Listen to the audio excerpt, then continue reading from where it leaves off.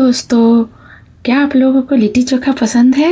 किन किन को लिट्टी चोखा पसंद है प्लीज़ कमेंट करके बताइएगा। आज मैं लिट्टी चोखा बनाने जा रही हूँ और ये मेरी लिट्टी चोखा कैसी बन रही है ये भी प्लीज़ कमेंट करके बताइएगा। मैं आलू का चोखा बनाने जा रही हूँ।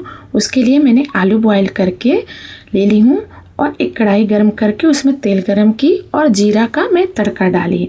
उसके बाद बारीक कटी हुई मिर्ची भी उसमें मैं डाल दे रही हूँ और बारीक कटी हुई लहसुन भी मैं डाल दे रही हूँ और बारीक कटी हुई प्याज भी डाल दी हूँ और सारे को डाल के गोल्डन फ्राई होने के लिए हम लोग इसे पकाएंगे जब तक मेरी गोल्डन फ्राई हो रही है। क्या आप लोग को पता है चोखा के मतलब गुजरात में क्या बोला जाता है? गुजरात में चोखा का मतलब चावल को बोला जाता है। और क्या चोखा का मतलब होता है, क्या कुछ और आप लोगों को पता है इसके बारे में? तो मुझे कमेंट करके बताइएगा कि चोखा का मतलब क्या क्या बोला जाता है। हम लोग तो आलू बैंगन का चोखा या जो भी बनाते हैं उसे हम लोग चोखा बोलते हैं। चलिए, मेरे प्याज भी गोल्डन फ्राई हो गए हैं। अब हम लोग इसमें आलू जो बॉईल करके ली हूँ उसे हाथों से मसल के क्रश करके इसमें हम सारे आलू को इसी तरह मिक्स करेंगे और उसके बाद स्वाद अनुसार नमक डालेंगे।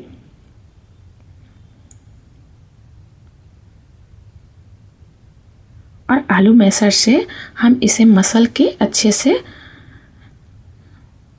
मसल देंगे ताकि जो आलू है वो अच्छे से मिक्स हो जाए, कोई बड़ा छोटा या आलू का टुकड़ा ना रह जाए। इसलिए हम आलू मैशर से इसे हम मसल देंगे और मसल के अच्छे से मिक्स कर देंगे। और मिक्स करने के बाद हम बारीक धनिया को कट कर लिए हैं, कट करके बारीक धनिया इसमें हम लोग मिक्स कर देंगे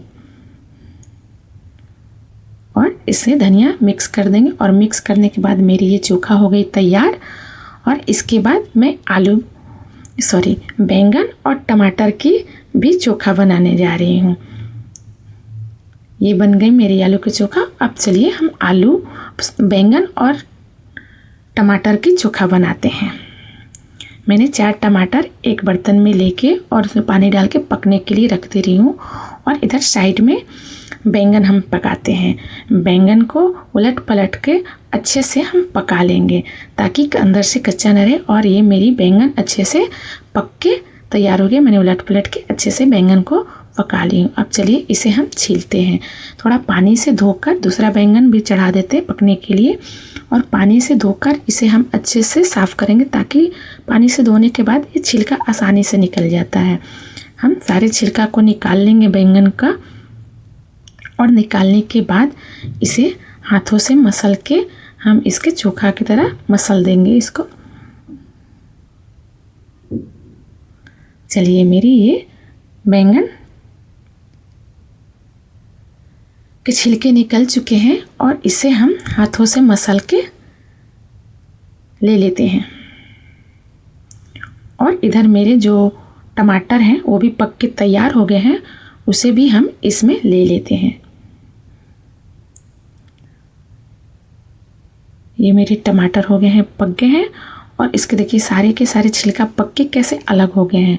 लेकिन अभी ये गर्म है इसलिए इसके छिलके और जो डंठल है मैं उसे निकाल ले रही हूँ सारे को और इसे बाद में अच्छे से हाथों से मसल के मैं इसे मसल लूँगी।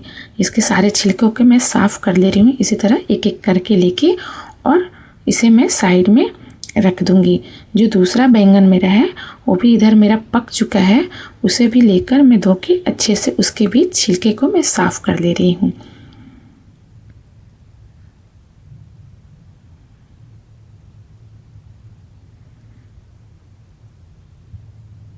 और इसे चम्मच से मसल के अच्छे से, अभी गर्म है इसीलिए मैं इसे साइड में रख रही हूँ, बाद में उसके डंठल में निकाल दूँगी टमाटर के। उसके लिए कुछ हम मसाले तैयार करते हैं, खड़े मसाले। 4-5 हरी मिर्च ले ली हूँ, थोड़ा सा अदरक ले ली हूँ और 10-12 कली लहसुन का ले ली हूँ, उसे कूट के डालेंगे। और मैं इसमें धनिया भी, हरा धनिया भी कूट के डालूँगी। आप चाहो तो कट करके भी डाल सकते हो लेकिन मैं कूट के डालती हूँ। कूटने से थोड़ा उसकी स्वाद और खुशबू थोड़ी अच्छी आती है, इसलिए मैं उसे कूट के डाल रही हूँ। और इसे हम जो टमाटर और बैंगन पका के रखे हैं उसमें मिक्स कर देंगे और थोड़ी सी नमक डालेंगे स्वाद अनुसार और सरसों तेल मिक्स करेंगे। सरसों तेल मिक्स करेंगे। उसके बाद अच्छे से इसे मिक्स करके मेरी टमाटर जो है, टमाटर और बैंगन की चोखा हो गई रेडी। अब इसे हम साइड में रख देते हैं। अब सत्तू की जो फीलिंग्स बनते हैं उसे हम तैयारी कर लेते हैं। मैंने सारे चीज़ को कट करके रख ली थी और मैं ले देती हूँ प्याज बारीक कटी हुई, लहसुन कटी हुई बारीक, और हरी मिर्च और अदरक बारीक कटी कटी ले ली हूँ, और हरा धनिया भी मैंने बारीक कट करके ले ली हूँ। उसे भी हम इसमें मिक्स कर देंगे। उसके बाद बड़ा कटोरी से मैंने 1 कटोरी सत्तू का आटा ले ली हूँ, सत्तू ले ली हूँ, और इसमें हम कुछ मसाले डालेंगे। 1 चम्मच जीरा पाउडर और 1 चम्मच ब्लैक पेपर, और इसमें अजवाइन, खड़ा अजवाइन डालेंगे, और स्वाद अनुसार नमक डालेंगे, और 1 नींबू का रस निचोड़ के डालेंगे, और सरसों तेल डालेंगे।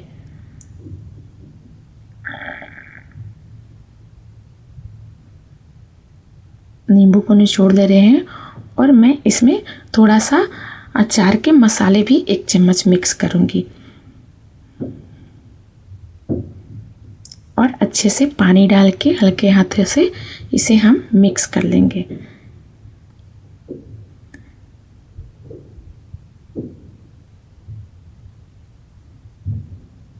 और मैं इसमें कलौंजी डालना भूल गई, इसलिए मैं इसमें बाद में थोड़ा सा कलौंजी भी इसमें हम लोग मिक्स कर देंगे। और ये मेरी सत्तू हो गई तैयार।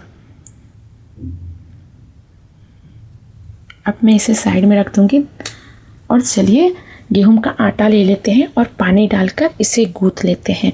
इसकी डो जो है हम कड़क बनाएंगे, रोटी की तरह सॉफ्ट नहीं बनाएंगे, थोड़ी हम कड़क बनाएंगे। जो कड़क बनती है ना तो उसकी लिट्टी थोड़ा क्रिस्पी जैसी बनती है, सॉफ्ट वाली की थोड़ी मुलायम बनती है, इसलिए मैं थोड़ी कड़क ही इसकी डो बनाऊंगी। और ये हो गई मेरी आटा तैयार हो गई। अब चलिए हम लोग लिट्टी गढ़ लेते हैं। इसे छोटे छोटे टुकड़ों में मैंने आटे को कट कर ली हूँ, और उसे गोल करके इसे गुबड़ी करेंगे। इसको गड्ढा करके इसके बीच में हम लोग जो सत्तू का फिलिंग बनाए उसे भर के, और इसे चारों तरफ से पैक करके रोल करके लिट्टी के आकार में तैयार कर देंगे। और इसी तरह जितने मेरे सारे मैंने आटा को गूँथी हुई, उसी तरह सारे को लिट्टी मैं इसी तरह बना लूँगी।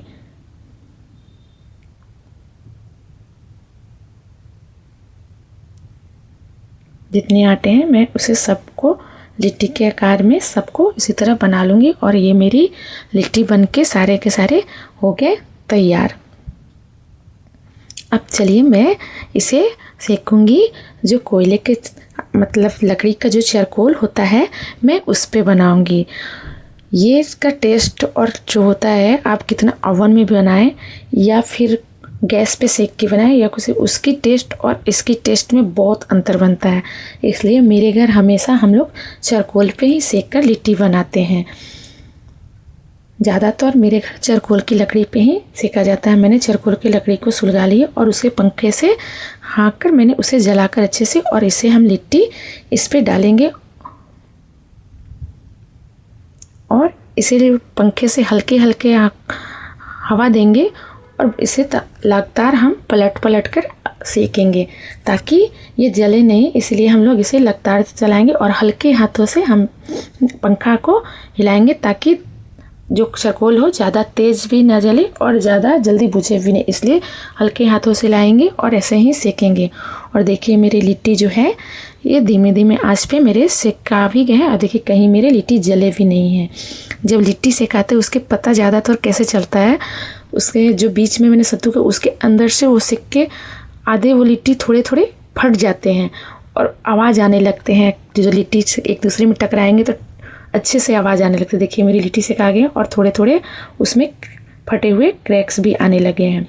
मेरी लिट्टी हो गए तैयार। मैं एक कपड़े ले ली हूँ, साफ कपड़े, और उसमें लिट्टी डाल के उसे झाड़ेंगे। जो चारकोल के जो हैं काले राख बनते हैं वो चिपक जाते हैं, इसलिए उसे हम अच्छे से ऐसे रगड़ रगड़ के साफ़ कर ले रही हूँ। देखिए मेरी लिट्टी हो गए सिका गए और ये हो गए हैं मेरी लिट्टी भी साफ़, और जो बाकी के बचे हैं उसे भी इसी तरह से मैं सेक ले रही हूँ लिट्टी को, ताकि सारे लिट्टी मेरे तैयार हो जाए और खाने के लिए भी रेडी हो जाए। मैं इसे थोड़ा सा घी में फ्राई कर दे रही हूँ। आप लोग चाहो तो वैसे भी खा सकते हो, लेकिन मैं थोड़ा सा फ्राई करके घी में तब हम लोग खाएंगे। चलिए लिट्टी जो है इसी तरह मैं इसे फ्राई कर दे रही हूँ घी में, और ये मेरी लिट्टी हो गई तैयार।